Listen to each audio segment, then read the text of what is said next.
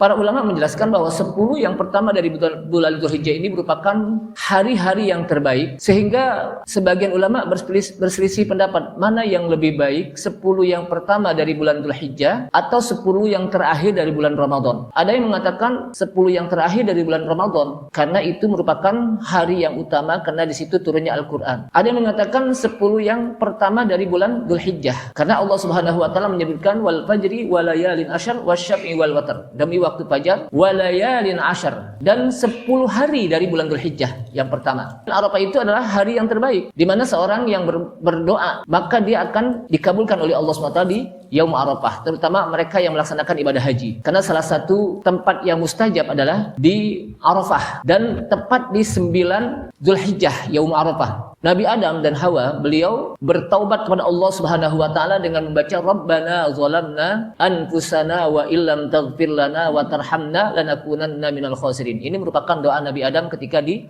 Arafah. Ada yang mengatakan 10 terakhir dari bulan Ramadan. Masing-masing memiliki pendapat. Namun ada ulama yang menengahi. Betul 10 pertama dari bulan Dzulhijjah merupakan hari yang utama tapi di siang harinya. Betul 10 terakhir dari bulan Ramadan yang utama pada malam harinya. Karena di malam hari itu ada yang disebut dengan malam Qadar. Ini merupakan pendapat yang bisa menengahi antara dua pendapat. Paling tidak dua-duanya memiliki keutamaan. Kadang kita kan cuma mengejar 10 terakhir dari bulan Ramadan ya.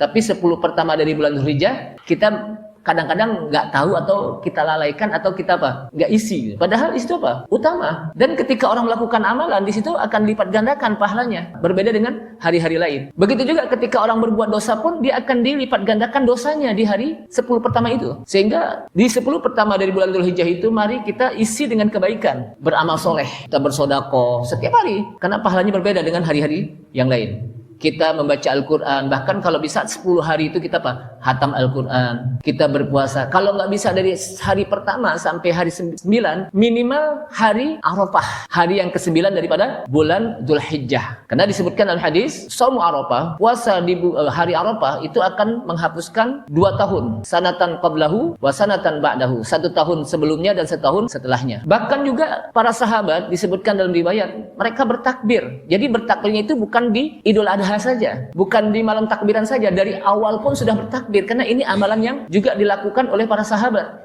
Rasulullah SAW dengan para sahabat, bahkan mereka ada yang bertakbir di pasar. Itu yang disebut dengan takbir mutlak, kapan saja. Tapi ada takbir muqayyad yang berkaitan dengan waktu, yaitu di tanggal 9 Arafah. Makanya kalau takbir untuk Idul Adha ini itu dimulai dari tanggal 9 hari Arafah di subuh.